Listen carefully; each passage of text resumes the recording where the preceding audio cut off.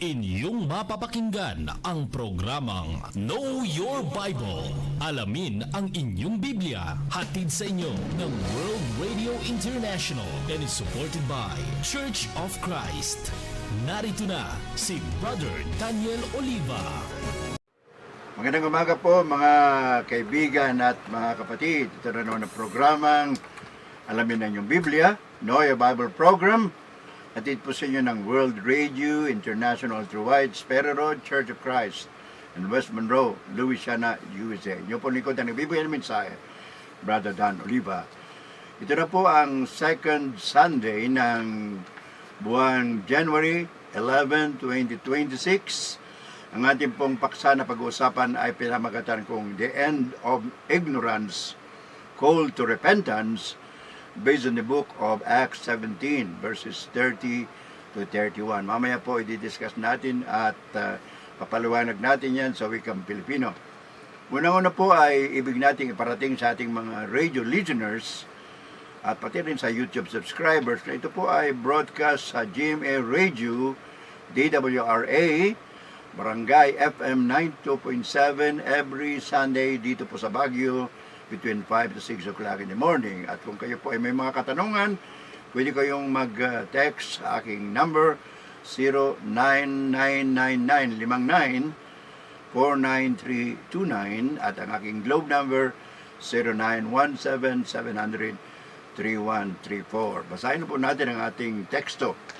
Dito po sa Acts 17 verses 30 to 31 entitled The End of Ignorance, Call to Repentance. Ganito ang sabi doon sa Biblia. In the past, God overlooked such ignorance, but now He commands all people everywhere to repent. For He has set a day when He will judge the world with justice by the man He has appointed. He has given proof of this to everyone by raising Him from the dead. Yan po yung ating pagbabasa sa Acts 17, 30 to 31. Ganito naman po ang sinasabi sa wikang Pilipino, the same reference, Acts 17, 30, 31. Okay, ganito po. Sapagkat tayo mga anak ng Diyos, starting with verse 29, huwag nating akalain na ang kanyang pagka-Diyos ay mailalarawan ng ginto, pilak, o bato na pawang likha ng isip at gawa ng kamay ng tao. Sa mga nagdaang panahon ay pinalampas ng Diyos ang hindi pagkakilala sa Kanya ng mga tao, ngunit gayon ay inuutos Niya sa lahat ng tao sa bawat lugar na magsisi, talikuran ang kanilang masasamang pamumuhay, sapagkat itinakdanan Niya ang araw ng paghukom sa sanlibutan at ito'y buong katarungan Niyang gagawin sa pamamagitan ng isang tao na Kanyang hinirang. Pinatunayan Niya ito sa lahat na muli Niyang binuhay ang taong yon. Yun po, of course, ang referensya po ay ang ating Panginoong Jesucristo. Talakayin na po natin ang ating paksa sa umagang ito, The End of Ignorance, Call to Repentance, based on the book of Acts 17, verses 30 to 31. Intended for January 11, 2026.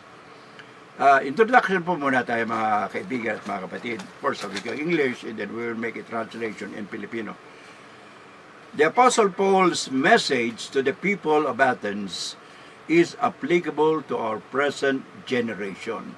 So yung mensahe po nabigay ni Apostol Pablo sa mga taga-Atenas doon sa Gawa Kapitulo 17 ay applicable para pa rin sa ating kapanahunan. Because human nature has not really changed despite advances in science and technology.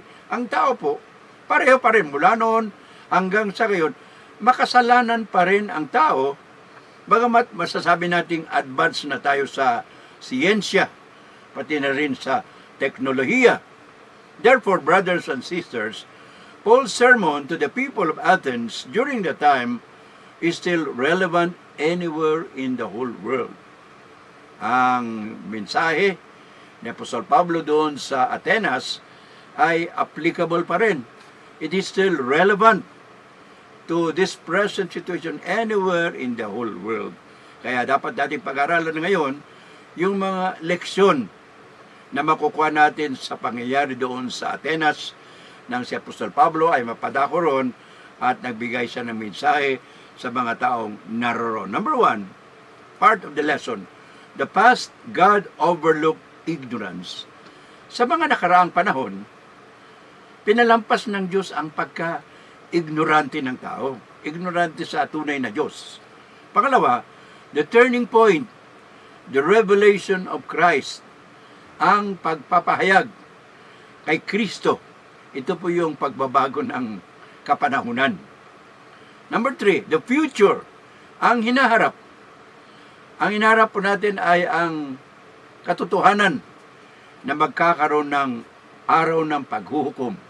Subalit yung araw na yan, hindi po natin alam. At panghuli po ng ating leksyon, the present situation, sa kasalukuyan, ano po ang gusto ng ating Panginoon Diyos? Ang gusto ng Panginoon ay magsisi ang tao, talikuran ang kanyang masamang pamumuhay. Yun po ang ating pag-aaralan sa umagang ito, sa ating discussion on the subject, the end of ignorance, call to repentance. Ang katapusan o kawakas ng pagiging ignorante sa mga bagay na makadiyos, at ang ibig sabihin, ang gusto ng ating Panginoon ay magsisi ang tao, talikuran ang kanyang mga kasalanan. Of course, alam natin, napakarami po ng kasalanan ng tao dito sa mundo, iba't ibang klase. Now, let's go to the first part of our lesson. The past. Ano ang nakaraan ng tao? Ano ang nakaraan ng tao mula kay, sabihin na natin, mula kay Adan, ang kapanahonan ni Apostol Pablo, at hanggang sa ating kapanahunan ngayon. God had overlooked ignorance. Pinalampas ng Panginoon Diyos ang pagka-ignorante ng tao, ang hindi pagkakilala sa tunay na Diyos. Yun sinabi ni Apostol Pablo doon sa talatang 30 ng Gawa Kapitulo 17. Ano ang kalagayan ng tao? What is the state of humanity? Well, in the past and even today, man has still been walking in darkness. Yung darkness dito po mga kaibigan ay hindi patungkol sa walang liwanag, kundi this is referring to spiritual darkness. Kapag hindi natin alam ang katotohanan tungkol sa tunay na Diyos at ang kanyang mga aral, masasabing tayo ay still lumalakad sa spiritual na kadiliman. Ano po ang halimbawa ng spiritual na kadiliman? Yung pagsamba sa mga Diyos-Diyusan. Doon pa sa Atenas, napakaraming Diyos ang mga tao roon. Kaya sabi niya po sa Pablo, napansin ko na itong lugar na ito ay mga reliyoso. At may nakita akong isang altar o dambana na naglalagay at nagsasabi sa Diyos na hindi kilala. So, kulang po sa kaalaman ng tao noon hanggang sa ngayon. Bagamat mayroon na tayong Biblia, mayroon ng salita ng Diyos, narinatili pa rin ang tao sa kadiliman. Nung sinabi ni Apostol Pablo dito sa Gawa Kapitulo 17, versikulo 22 at 23. Tumayo si Pablo sa kapulungan ng Areopago at nagsalita. Isang Areopago po parang isang hall, Mars Hill, parang isang bulubundukin in honor of the god Mars. Mga taga-Atenas, sabi ni Pablo, napapansin kong kayo'y lubos na napakareliyoso sa maraming bagay. Sapagkat sa paglalakad ko sa lungsod at pagmamasid sa inyong mga sinasamba, nakakita ako ng isang dambana o altar na may nakasulat sa Diyos na hindi kilala. Ang Diyos na inyong sinasamba kahit hindi nyo nakikilala ang siya kong ipinapahayag sa inyo ngayon. Yun pong sinabi ni Apostol Pablo, Gawa 17, 22, 23. Now, masasabi natin ang Diyos pa rin ay mapagpasensya. Pasensyoso. God's patience. God overlook. Pinalampas ng Diyos ang mga araw at mga taon na ang tao ay nanatili sa kawalang kaalaman sa tunay na Diyos. And of course, pag sinabi nating overlook, Hindi ibig sabihin na hindi tinitingnan ng Panginoon Diyos ang kasalanan ng tao. Nakikita niya ang kasalanan ng tao. Subalit, bagamat ang tao ay makasalanan, ipinapakita ng Diyos ang kanyang pagmamahal, pag-ibig, ang kanyang mapagpasensya, pasensyoso. Kaya nga hanggang sa ngayon, hindi pa siya bumabalik sa mundo, binibigyan pa ang tao na magsisi sa kanyang mga kasalanan. He allows time for seeking. Pinapayagan niya tayong maghanap sa katotohanan. Romans 3:25, sinabi doon ng sulat ni Apostol Pablo pa rin. Sa Roma 3:25, basahin po natin mga kaibigan at mga kapatid. Kung kayo po ay mayroong Biblia, tulungan niyo akong basahin dito sa Romans 3, verse 25. Ganito kung sabi, siya ang inialay ng Diyos bilang handog upang sa pamamagitan ng kanyang dugo ay mapatawad ang kasalanan ng lahat na sumasamba, sampalataya sa Kanya. Ginawa ito ng Diyos upang patunayang siya ay matuwid sapagkat nung unang panahon ay nagtimpi siya at pinagtiisan ang mga kasalanang nagawa ng mga tao. So, tingnan nyo mga kaibigan at mga kapatid. Ang Diyos po ay matyaga. Pinagbigyan niya mula noon hanggang ngayon, naroon pa rin siya, hindi siya nagbabago. Pero ang ibig ng Panginoon Diyos, ang tao ay dapat magsisi, talikuran ng kanyang mga kasalanan at sambahin ang kanyang ipinadalang tagapagligtas, ang Panginoong Hesukristo. What is the nature of this ignorance? Ano ang katangian ng pagka-ignorante ng tao tungkol sa Diyos? Number one, blindness to the Creator. Sila ay bulag sa tunay na tagapaglalang. Tinitingnan nila yung buong kalawakan. Ang iba nag-iisip, aksidente lang daw ang nangyari sa mundo. It's accidental. Nagkaroon doon ng Big Bang Theory, bigla nagkaroon ng kalikasan, bigla nagkaroon ng kalawakan, etc. Mali po yan, mga kaibigan at kapatid. Sapagkat talagang mayroong gumawa, mayroong tagapaglalang. Kung ikaw ay gumawa ng isang bahay, imposible namang sabihin mo, lumitaw lang yung bahay na yan, walang gumawa.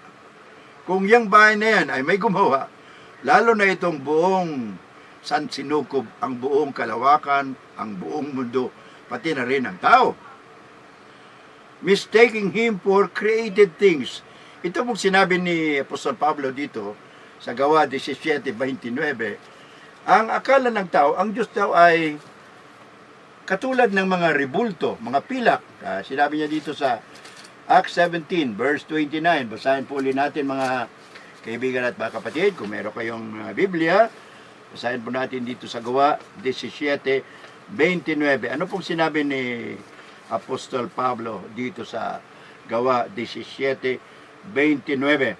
Sapagkat tayo ay mga anak ng Diyos, dapat huwag nating akalain na ang kanyang pagka-Diyos ay mailarawan ng ginto, ng pilak, o bato na pawang likha ng isip at gawa ng kamay ng mga tao. So we should not think that God is just like something that we have created. Gumamit tayo ng ginto, pilak, bato, o ano pa mang material para sabihin, ito ang Diyos ko.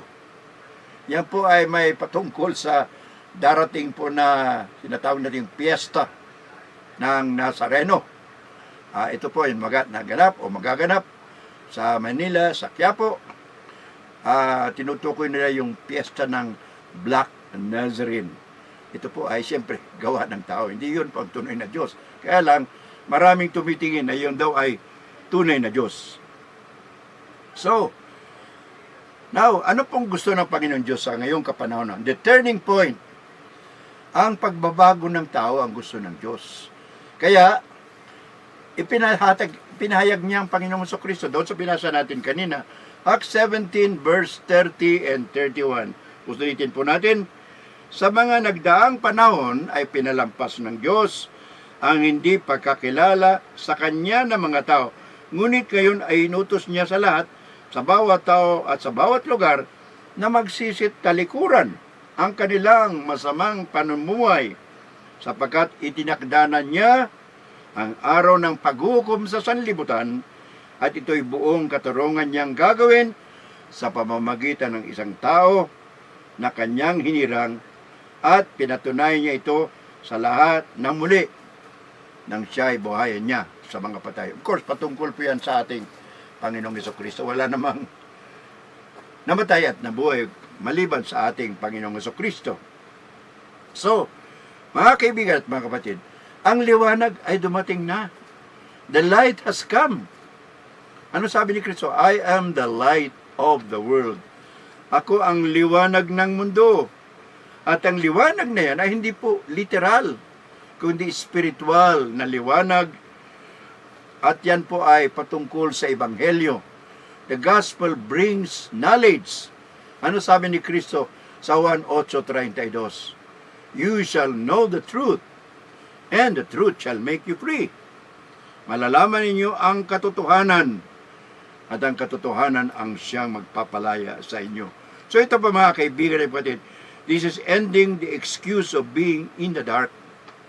Ayon ng Panginoon Diyos, nananatili ang tao sa spiritual na kadiliman na hindi kilala ang tunay na Diyos sa kalangitan na siyang lumalang ng buong sangkalawakan, sansinukob at lahat ng bagay dito sa mundo. Ayon po sa ikalawang Korinto 4:6. Basahin po natin ang sinulat ni Apostol Pablo, ikalawang Korinto chapter 4 verse 6. Ganito po sinasaad.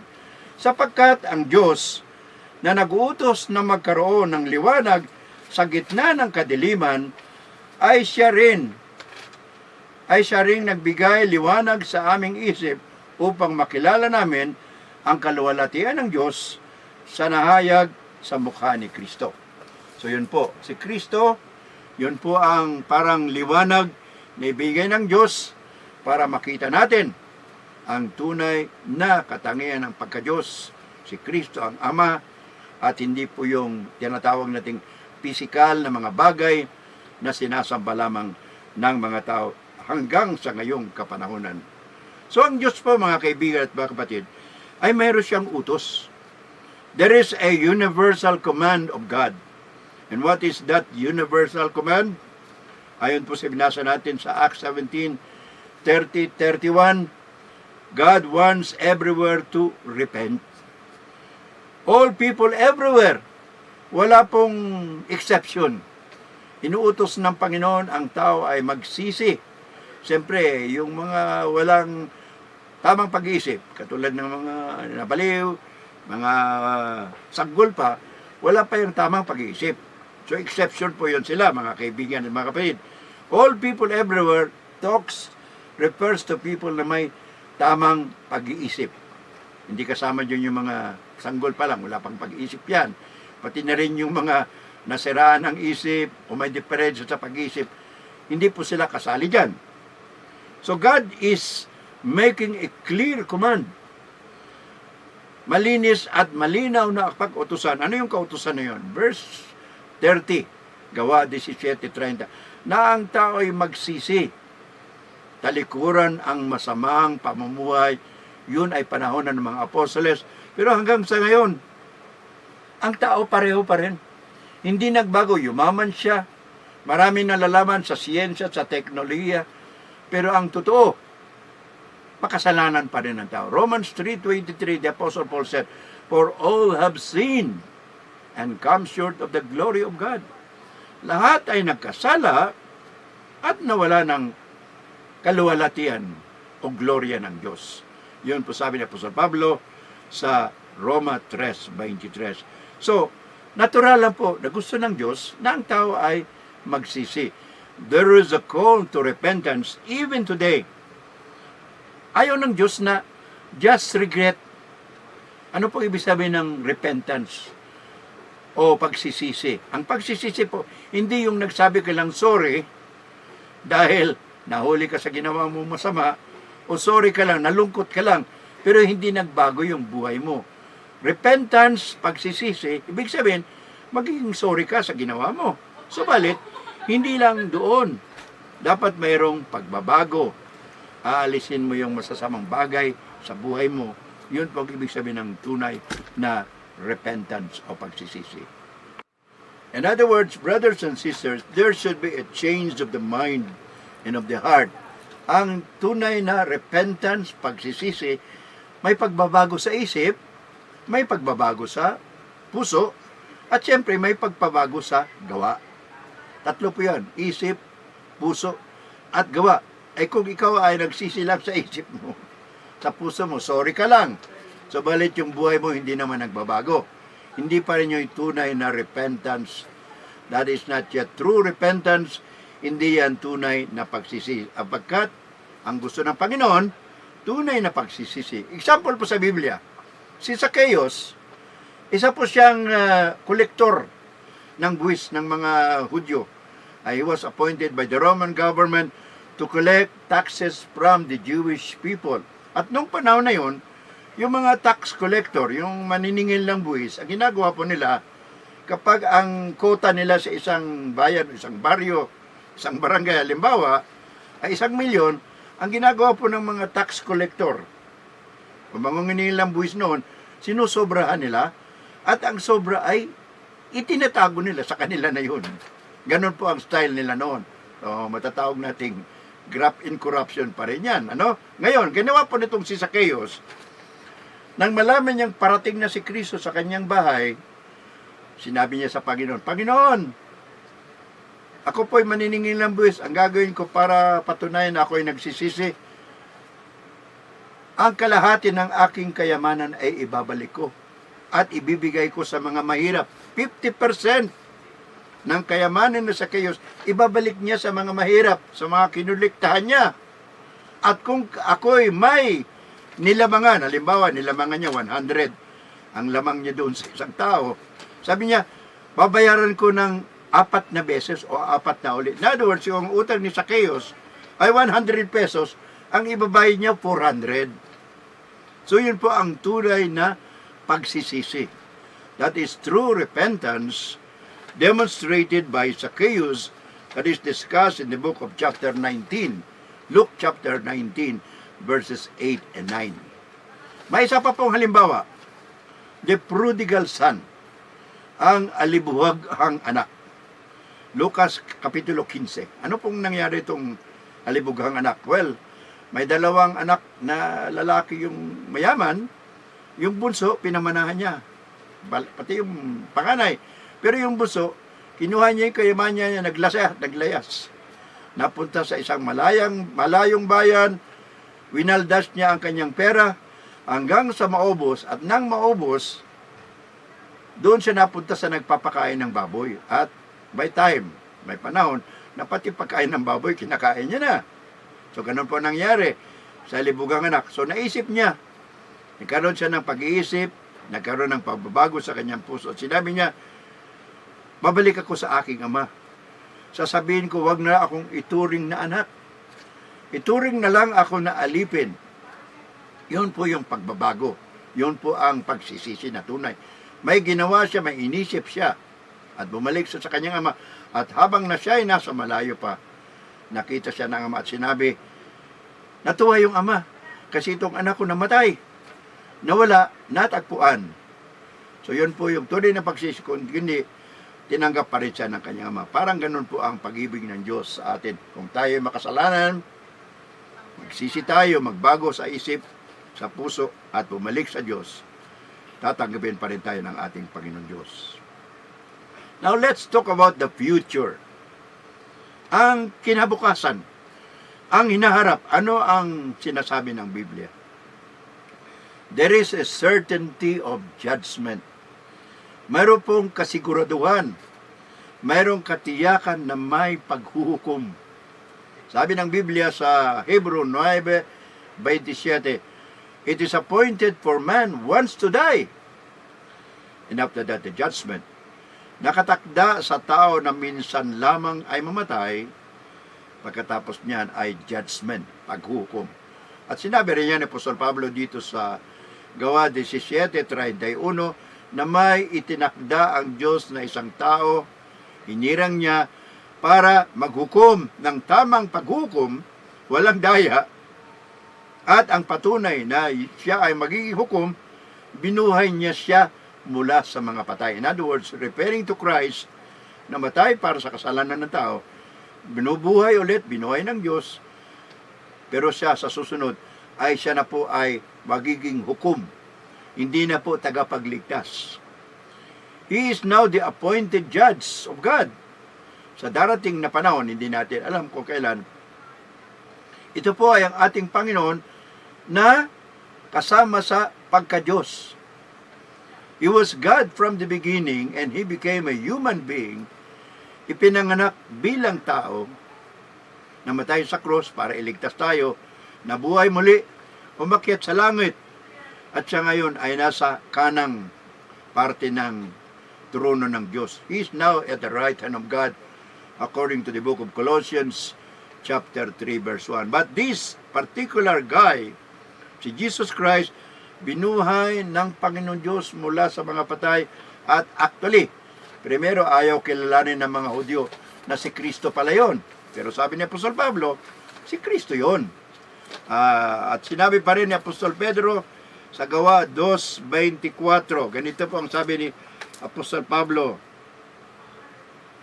2:24. Sabi ni Apostol Pablo, sabi niya, subalit muling binuhay siya ng Diyos at pinalaya mula sa kapangyarihan ng kamatayan sapagkat hindi maaari siyang bihagin ito. Yun po sabi ni Apostol Pablo sa Gawa 2:24. At sabi pa rin ni Apostol Pablo, yun po, hindi pala Pablo, I'm sorry. Kay Pedro pala yun, yung sa Gawa Kapitulo 2. Ngayon sa Roma 1:4, ganito rin ang sabi ni Apostol Pablo. Roma 1:4. Okay, basahin po natin.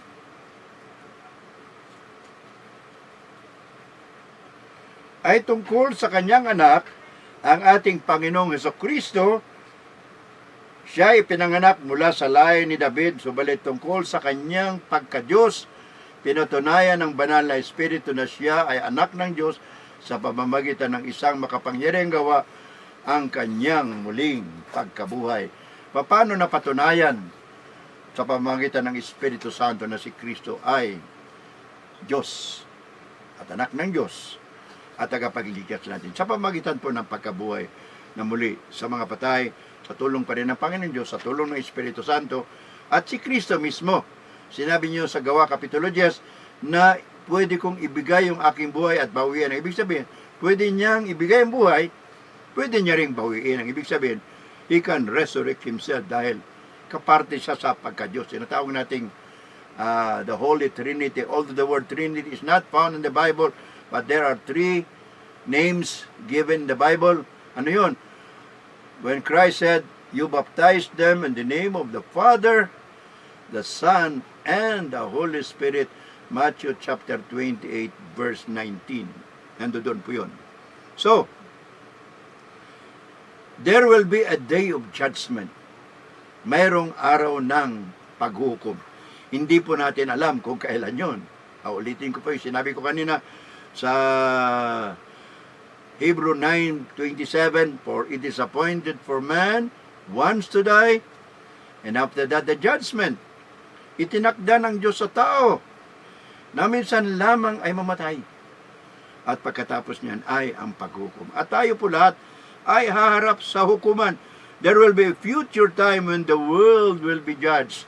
Matthew chapter 25, sabi doon, people from the east and the west, they will be gathered together like sheep and goats. All people of the whole world harap sa judgment.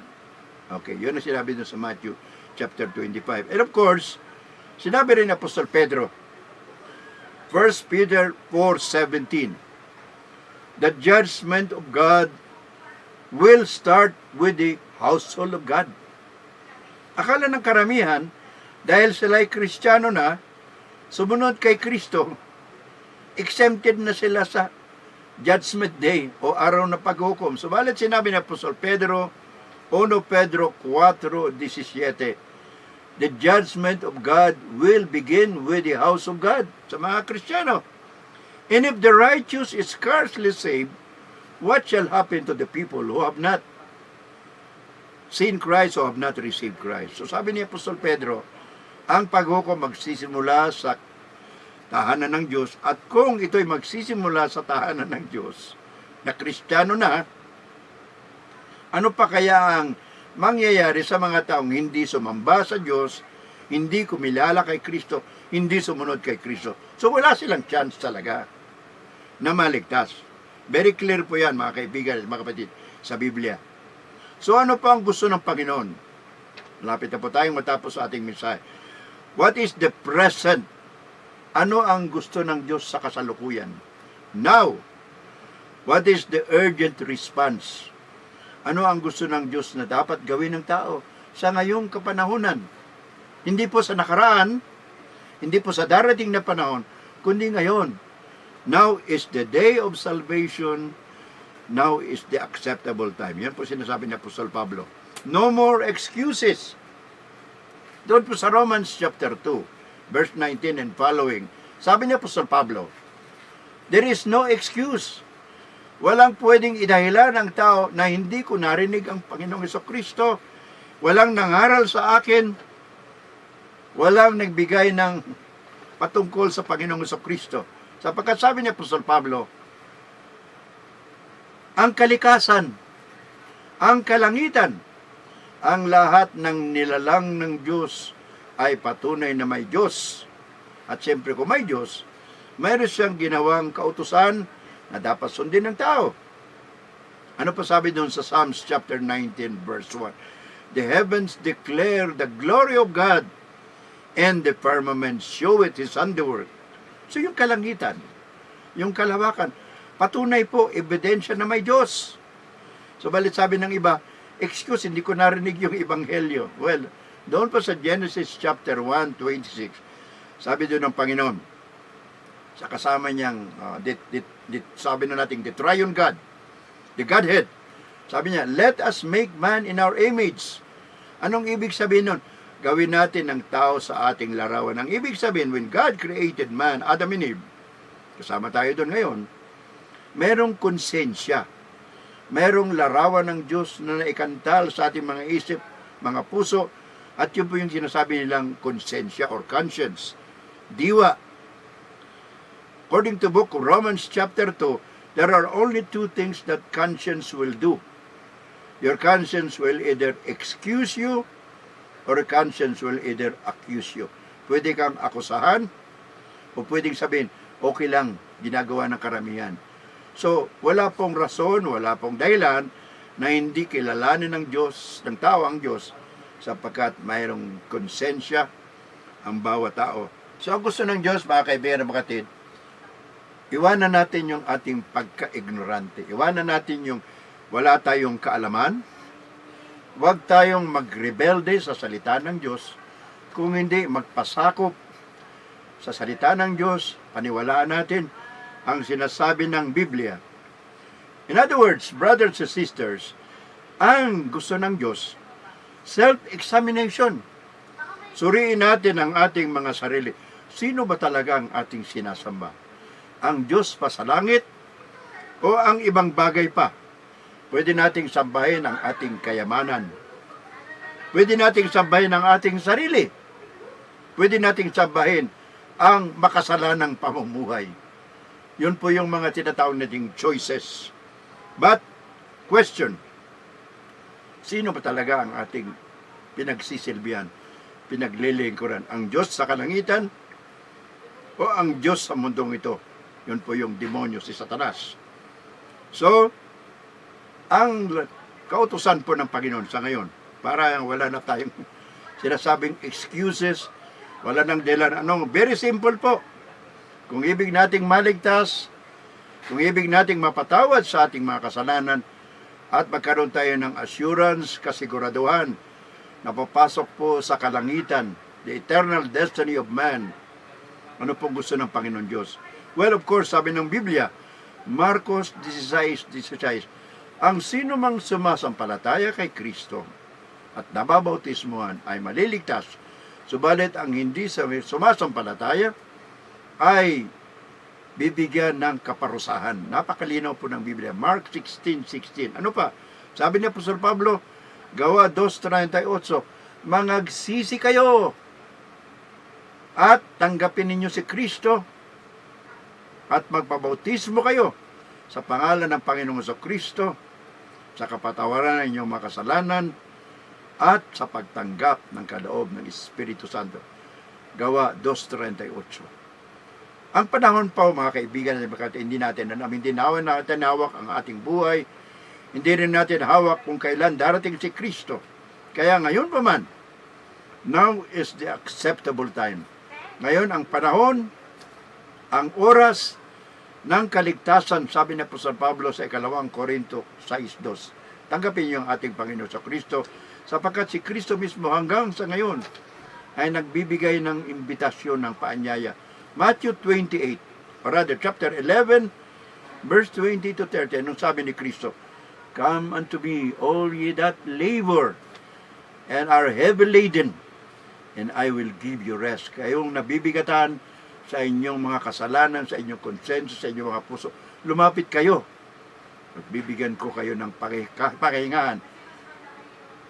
For my yoke is easy and my burden is light, and ye shall find rest unto your souls. Magaan lamang ang aking pabigat, at kayo ay makakatagpo ng kapahingahan sa inyong mga puso. Yan po ang ating mensahe, mga kapatid. Kung kayo po ay wala pa kay Kristo, ito po ay panawagan na tulungan namin kayo, nasaan man kayo lugar sa Pilipinas, sa buong mundo. Marami pong miyembro ng Churches of Christ all over the world, all over the Philippines. Tulungan namin kayo. Sabihin niyo lang po. Yan po ang ating mensahe. Papasalamat, Brother Dan Oliva. Karoon po tayo ng panalangin bago tayo magtapos. Ama namin na nasa langit, Lord God, we thank you for your love. We thank you for Jesus Christ by sending Him to us to die for us and save us from all our sins. Marami pong salamat din sa ating mga sponsors, World Radio International, The White Sparrow Road, Church of Christ. Marami pong salamat kay kapatid na Rico and Sally Canlas of San Fernando City in Pampanga, Brother June and Sister Rose Untelasco of Ontario, Canada, Brother Greg and Sister Luz Manuel of Linga and Pangasinan, kasama po lang si Jonathan, Sister Annalyn Ramos, kapatid na Nards and Bibing Tuanyo Dan sa Dao Capiz, kapatid na June and Sister Dina Coagiran of Metro Manila Congregation, Brother June and Tessa Baya sa Nueva Ecija, at marami po pong kapatid na tumutulong sa ating radio broadcast, sa ating YouTube channel, sa pangangaral ng Ebanghelyo dito po sa radyo, at the same time of course sa radyo. Pagpalain kayo ng Panginoon Diyos. Lord God, please cleanse us from our sins as we also forgive those who trespass against us. In Jesus Christ, we ask all these things. Amen.